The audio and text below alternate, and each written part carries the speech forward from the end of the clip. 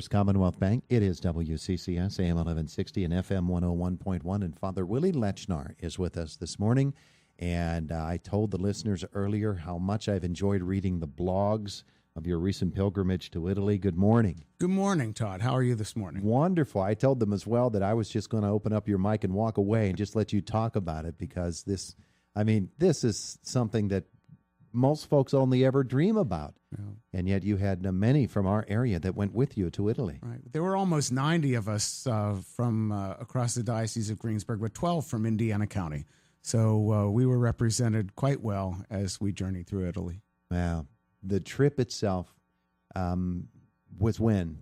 The trip, the pilgrimage actually began October 19th through the 30th. Mm-hmm. And just the whole concept of a pilgrimage is different than a vacation or a trip or an excursion. A pilgrimage is something that is meant to be, soul stirring. And so it was led by our bishop of the diocese, Bishop Edward Malesic, and I'm the pilgrimage director for the diocese, so I went along, and then some from Indiana County may remember Father Michael Sykin, who was the pastor here at St. Thomas More for a few years, and he went along as well, because trying to herd almost 90 people for 12 days can be a little challenging. Yeah. Now, I'm interested because I know that it's more difficult for you to walk. How much walking was involved for you? Well, there was a lot of walking for everyone, but I was blessed. I had some folks who saw that with the cobblestones and the uneven pavement, we were able to have a wheelchair for me. So for having my ankle recover from the surgery from a couple years ago, it was still necessary to have that wheelchair assistance, because the streets of ancient Rome were not made for easy walking, that's for sure. No, certainly not. So I was telling you that to me, one of the most interesting aspects of reading the blog, which, by the way, is on the Greensburg Catholic Diocese website, dioceseofgreensburg.org, and it's one of the first things that pops up on the website, was the visits to the more out-of-the-way, non-traditional, I guess, as opposed to more tourist-oriented sites. Right. And those smaller sites, so historically significant and spiritually significant, too. Right. We literally went from coast to coast. We went from the western coast all the way over to the spur of the boot of Italy, and we visited shrines and sites in Assisi, where obviously St. Francis of Assisi and St. Clare are buried, shrines of a saint in the church, Padre Pio. We went to Pietrelcina, which was his birth site, and San Giovanni Rotondo, which is where his monastery was. We went to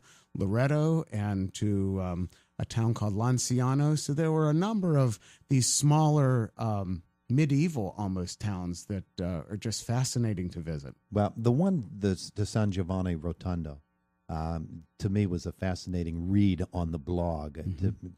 Tell me about that particular site. Well, Padre Pio was a Franciscan friar who lived and who just died in the early 1960s, and he was known for his great spiritual abilities and gifts, and his monastery was at San Giovanni Rotondo, and he actually founded a hospital that is still there today. In fact, one of our pilgrims had a bit of an accident and had a little bit of an injury to the head and needed to get some stitches in his hospital. And after it was all said and done, I think that she was quite honored to be treated in his hospital. But no, it's a beautiful town on the eastern coast, closer to the Adriatic, and it's where his body is today. And in the Catholic tradition, there are some saints who are called incorruptibles, and his body is actually there in a non-decayed state after nearly 50 years after his death. Mm-hmm. And so folks are able to go there and just say a prayer and to be there and to walk through those ancient streets, and even the more modern areas of the city are just something to see. Now, when you went there, took about, what'd you say, 2,500 prayer requests with you? Right.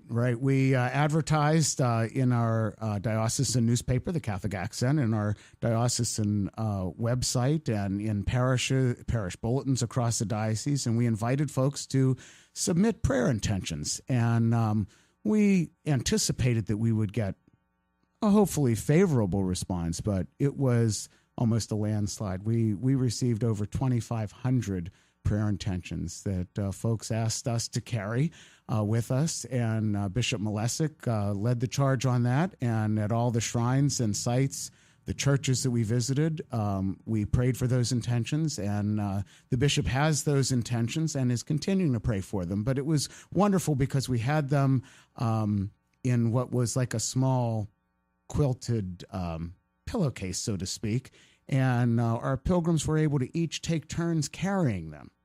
And so as they were journeying in their faith experience, they were taking turns, maybe an hour or two each day. By the time you passed them through almost 90 pilgrims, it took a while to do that. But so the pilgrims got to carry those intentions with them, and it's a very powerful witness to have the feeling that you're helping bring those intentions to God a little bit in a more special way. Father Willie Lechnar with us this morning. We're talking about the pilgrimage to Italy that was undertaken last month.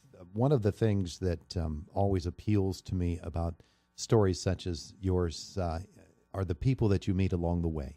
Mm-hmm. And I would guess that you met some memorable folks, especially in some of those more remote outposts. Right. Well, of course, tour guides and bus drivers you get a special connection to, sure, because you're seeing them. But some of the dear sisters or friars that we met at some of the religious sites, or some of the taxi drivers, or those who just kind of were there and encounter tourists in gift shops, or the shrine sites themselves are amazing. We had one encounter in Rome, and a pilgrimage is indeed a time to pray, but one of my mottos as pilgrimage director is pray and play, so that we can have some good times. And one of the sites that many of our pilgrims opted to visit was the Steeler Bar in Rome. Oh, yeah. And Giovanni, who's the owner of that facility that many who go to Rome from the Pittsburgh area encounter, realize that there's goodwill, and that the Pittsburgh community is known across the world for its devotion to not only the Steelers, but to many of the universities, colleges across Pennsylvania. You walk into that facility and you see an IUP pennant hanging up, along with other pennants from the other schools in our area. So there are indeed memorable characters that we get to visit. I'm just going to assume there's a shrine to Franco Harris within the Steeler Bar. There we actually saw a picture of Franco when we were there, and had the opportunity to speak to the owner of that facility, who has connections to the folks from NAPS here in Indiana. Oh, yeah. And so you can't go anywhere without people knowing IUP in Indiana, Pennsylvania. Reading the blog, the visit to St. Peter's Basilica is so movingly written, and I can only imagine that it just touches upon the emotions that one feels. One of the blessings that I've had is to be able to go to St. Peter's multiple times in the past 2 decades. And one of the thrills that I have is to see people walking into St. Peter's for the first time. I like to see their faces of awe and wonder as you walk into this magnificent structure with the artwork that is truly mind-blowing. And it's just so sacred. And it's not just for those of the Catholic tradition. There are folks from all around the world, all different faith traditions, who go there and who just see that glorification of God through the arts and through that structure. It's just very powerful. Along with, we had the blessing to visit what is called the Scavi, the excavations under the crypt of St. Peter's Basilica, where that's the amazing. Where the actual remains of St. Peter were discovered in what used to be a cemetery at the time of his death 2,000 years ago. Yeah, that's fascinating. Not only is it moving, it's very fascinating to read that section of the blog, and how people were so moved by that. And being able to spend, we were blessed to be able to schedule an after-hours tour of the Vatican museums, and we spent, just our group had almost an hour of just time to be in the Sistine Chapel, which is another magnificent structure, piece of art, whatever you would call it, in so many different ways. It has so many different meanings to folks around the world. But just to be able to pray and have Bishop Malesic lead us in prayer in the Sistine Chapel, where history is made every time a new pope is elected. Absolutely. Folks have to go online to the dioceseofgreensburg.org and read the blog about the trip. Day by day, you take us through it. You have the opportunity to conduct services, masses, and participate in some of these very sacred, very memorable occasions. What does it mean to you to be able to do that? It's a very powerful experience. We have so many ways that we can give glory to God, but to be to transcend time in a way, and worship in those spaces that just have such deep meaning in our Christian heritage is very powerful. We had one of our pilgrims from St. Thomas More University Parish gifted us with flute playing, and in some of these magnificent structures had the opportunity at these masses to play some very sacred music on a flute, and just to hear that echo and to have that music there just brings you to a deeper level of spirituality. Just amazing. Well, I thank you so much for coming in to share this experience with us this morning.